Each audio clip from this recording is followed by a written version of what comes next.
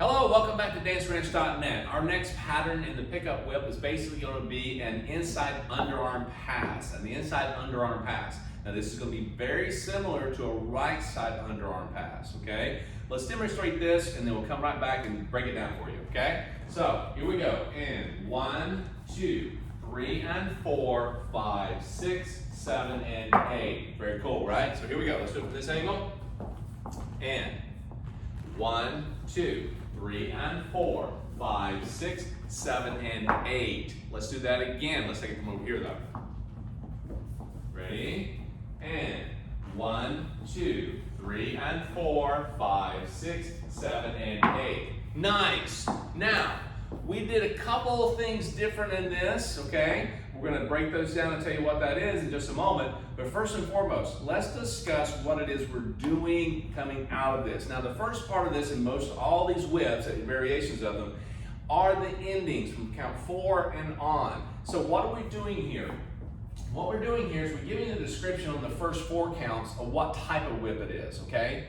All right, so this is a pickup whip. So when we go into this, we've already discussed how we get into this, okay? Now the next part, all right, is going to be 4, 5, 6. This is what changes about it. So this time, as she comes forward on her right foot, I'm straddling the track here on count 4, the hand comes up, not in my face, but it comes up indicating what am I doing next.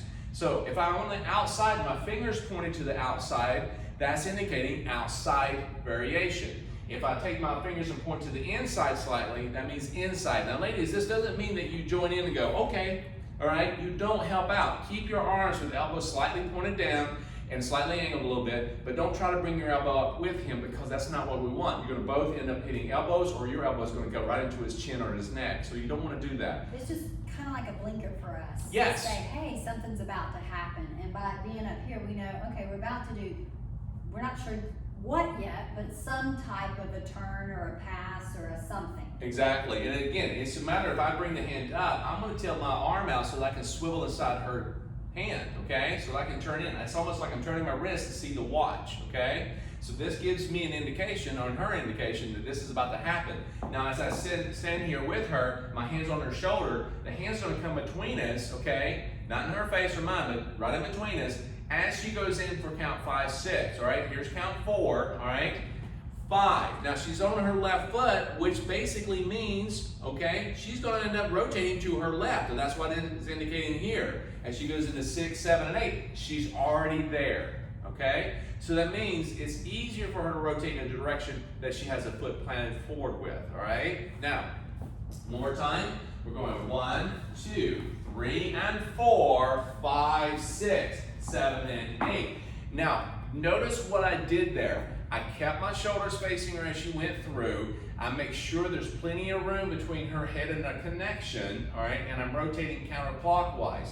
And I make sure when I'm actually looking at her, and let's get to that point one more time, 3 and 4, as she comes through, 5, notice the hand is right in front of me. It's not way over here, gentlemen, because my shoulders are in line with her. When they're in line, it's much better. If I'm turned like this, I'm reaching and my arm that I'm connected to is further away. It's going to pull us both off. Right, and it's going to knock her right in the head, and that will be pretty.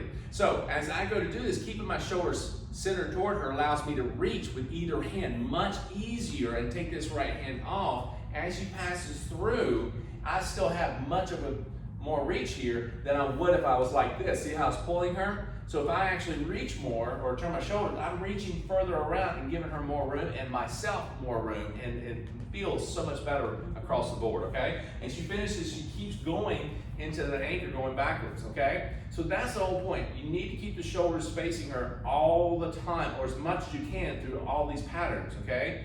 Now it's not absolute because some patterns require something different, but this is key. Now, my right hand is also coming off on count, all right, 5, 6. I want you to be clear about that because what we're going to do next is show you why, okay? So we're going 1, 2, 3, and 4. Now notice that she brings the arm right here over. Why? Because I dropped the right hand down at the bottom of her shoulder blade. Now this is going to be somewhat common, you know, wherever you dance, but you're going to find this is going to be somewhat of a lead that allows her to indicate she can bring the arm or elbow up, okay? So, and we talked about this in a previous video.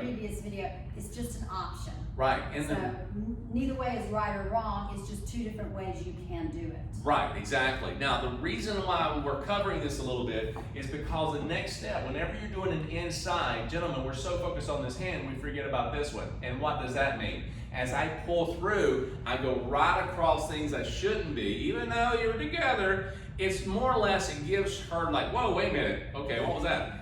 You want to kind of get the arm away, and that's the whole reason. Even if it's up here, I take it out to get the practice in. If I'm here, I'm doing the same thing, getting the practice in, okay? Now, there is a thing what we call defensive dancing, ladies, okay? We cover this sometimes in my classes. As I go through this, if you find that he's pulling it through, notice what she just did there.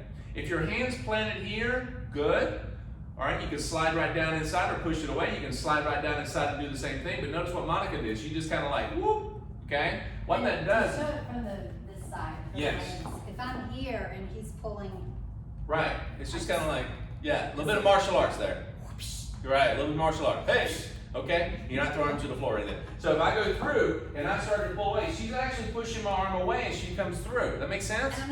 And we use the word push lightly because I'm not pushing his arm away, but just again, just where my hand is, it's a guardrail. It's gonna push it away. It's a guardrail. Basically, when you run into it, it's kind of like a bumper. It's like the guardrail. Yeah. You feel like, guys, I know it's like, oh, okay, she's got a guardrail there. So I want to be sure as I pick her up on this one and I go underneath, I want to be sure when she goes down with that, she's pushing me away from that, okay? And again, you're just making your way through as you go through. And notice this, ladies, as you turn to the left on this, it goes right along with you. And this right there along with your natural position, you just let the arm fold, cool? Now, if I got a hand at the top, okay, and I come through this, no big deal, okay? But keeping the shoulder is gonna help out facing her inside underarm pass, inside underarm. This is why it's so similar to the right side underarm pass. Right side underarm pass, you kind of go through the same thing inside. Well, that's the part we're at. She steps forward on that right foot. I've got to bring this. It's the same point, that midpoint, 3 and 4 in the right side pass, okay, right side underarm pass.